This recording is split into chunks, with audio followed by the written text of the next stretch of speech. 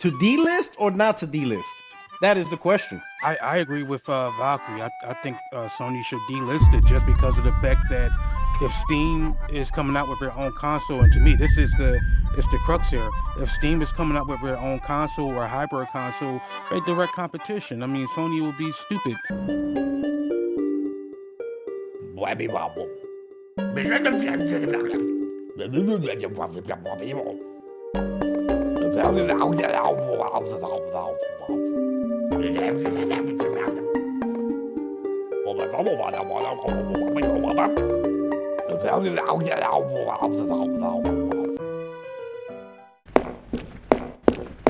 motherfuck. God damn it. Hold on. Hold on. Now we're talking. You know, my last video didn't exactly pop off with everyone involved. I made it out in one piece though, and I feel like a couple of people got pretty concerned and started saying things on my behalf, and I just want to put this out there.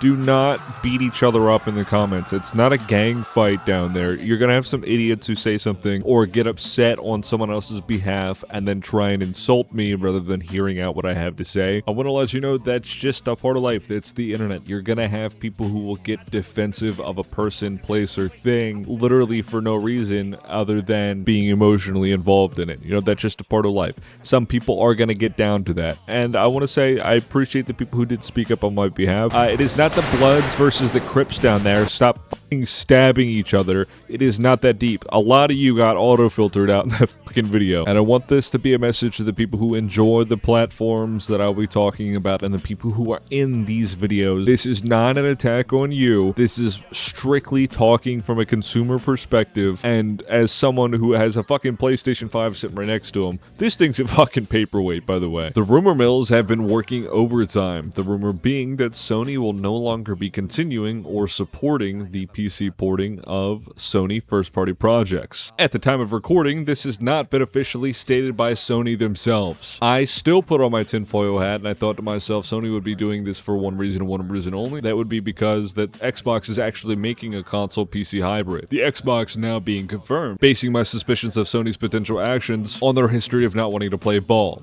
I'd say they've made some interesting moves with replacing their gaming head lead with someone who used to lead an AI.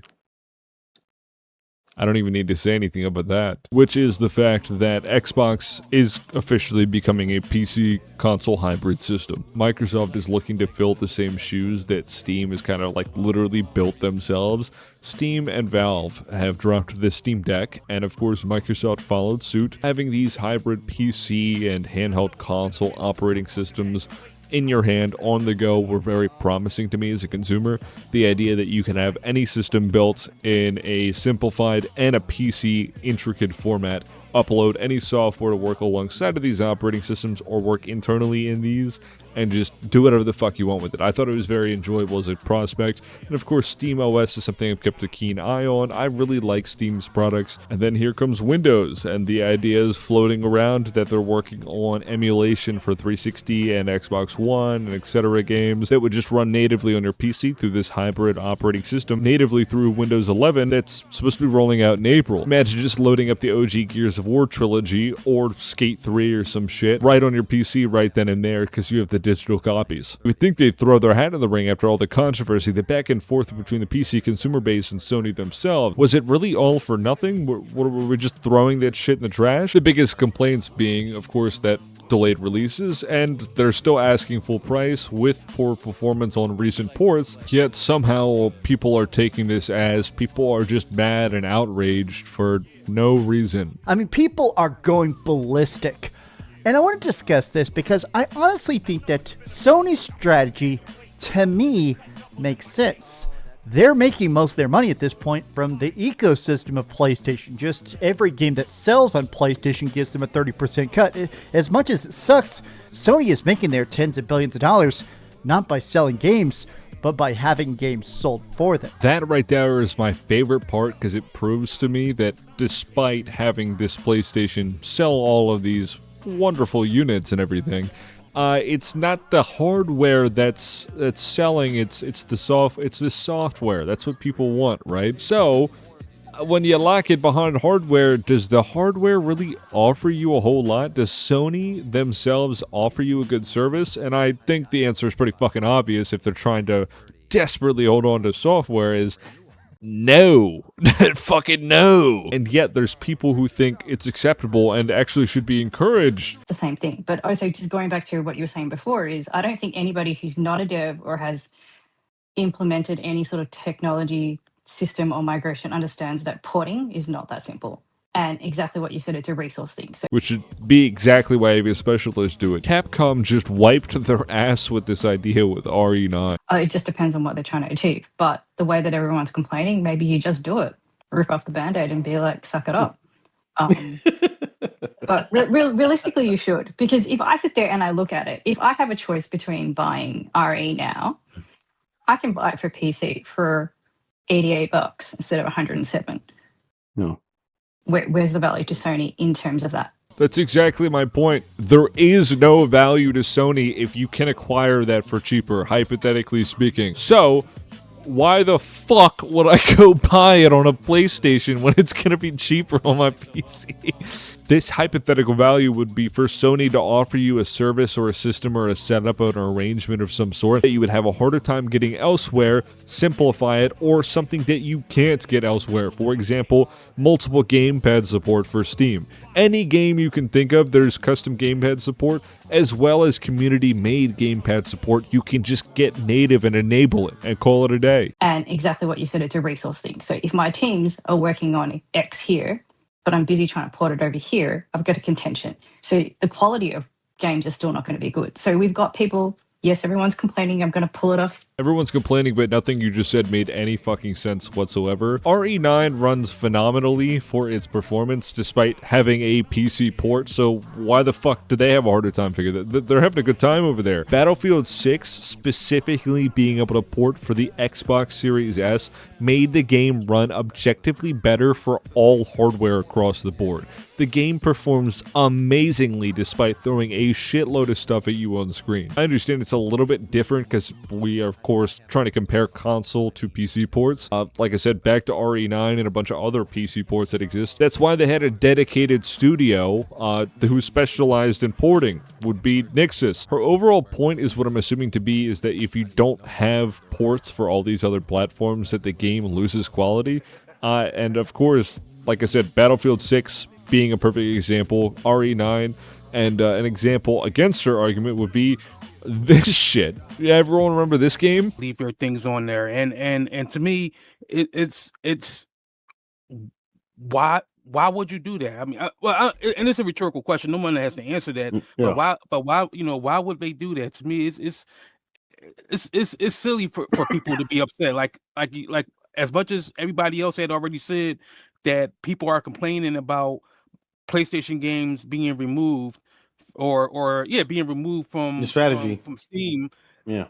That people never bought in the first place. I think this framing of that it's the consumer's fault, it's your fault, as if it's not the company's job to sell you something. You know, you should have just paid anyway if you didn't want the games taken away from you. No, that's not true at all. We're not doing this stupid shit where you try and reverse the roles on somebody. The last 3 ports, just picking 3 off the top of my head, Last of Us 1, 2, and of course Spider-Man 2, had poor performance on PC on top of having delayed launches causing the hype to die down. And we're gonna pretend it's the consumer's fault for not wanting an objectively poor performing product? What the fuck are we talking about? It's like if Toyota released the Toyota Yaris or a GR Yaris in the United States and it had just a worse engine than its Japanese or European counterparts, and they just said, fuck it, dude, these aren't selling very well. No more Yaris in the United States. In fact, actually, we're taking the GR Supra out of the United States as well. Go fuck yourself. Because you guys didn't buy enough Toyota Yarises.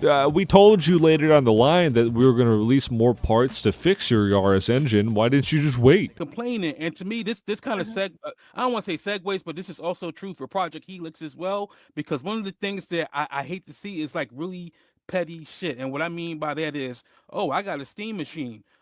Look at my Steam machine. I don't need to buy a PlayStation. I'm playing PlayStation on my Steam machine, or I'm playing PlayStation games on Project Helix. So no, Sony is doing absolutely what they're supposed to do, because at the end of the day, it's a competition, and I think and this is not on Valve because Valve didn't really do this, but I point a lot of fingers at Xbox and specifically Phil Spencer and the Xbox team as far as this whole kumbaya moment, as far as the whole again. And I said this before. The whole purpose of buying a gaming console is for the exclusives. Not that they could flex a feature list or that it would be easy entry, it's a simplified platform or anything like that. You can buy physical media. That's pretty much all gone out the fucking window. Now it's all about the exclusives. That's what it is. When you think about the 360, the only thing you think about are the exclusives, not the marketplace Microsoft offered, the indie titles that were available due to the marketplace platform, the game chat options due to the hardware configurations, or possibly the fact that it did, unlike the PS3, have a system-level party chat. And thanks to things like physical media for the Nintendo Switch, I'd be able to dump Switch games to my PC and play them on the PC because, honestly, the hardware of the Switch does not appeal to me. I'm not a handheld person. I come home from work after a long day, sit at my desk for like an hour or two, play a game, and then I move on. That would be the perk of a PC platform. We're not in the kumbaya moment.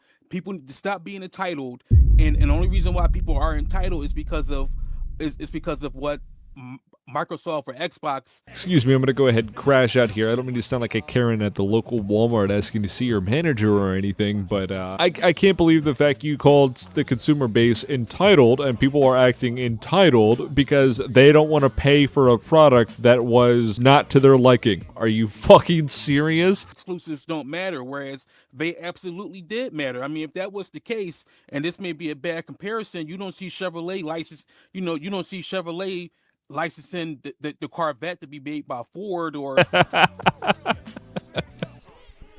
Dude, look at these two fucking cars. And yeah, this is a bad comparison. If you know what these two are, the GR86 and BRZ are the same fucking car. Machine, at least with Steam Machine, it was understandable. They was before Xbox, so I mean, we already had those games on there. But when it comes to Xbox, I want them to burn to the ground, baby. Burn. I can't help but notice a little bit of a bias there, which may be uncomfortable, but okay. They later have a discussion about what it means to have a culture around your product, and of course thinking about older hardware like the Switch or the 360 or the PS2, what games you think of despite all of those pieces of hardware having differentiating features other than their competitors in those time frames. I'm just going to point back to my earlier arguments I've already made. I think I used some pretty good examples, and I'll link their podcast in the description below so you can watch the whole thing. I don't think anyone wants to sit here for an hour while I go ahead and pick apart every single one of their arguments. I just wanted to take their core main initial thoughts that seem to build up the entire podcast. Anyway, subscribe to stick around if you like it. If you dislike it, please let me know why. Feedback is everything to me. I'll see you around.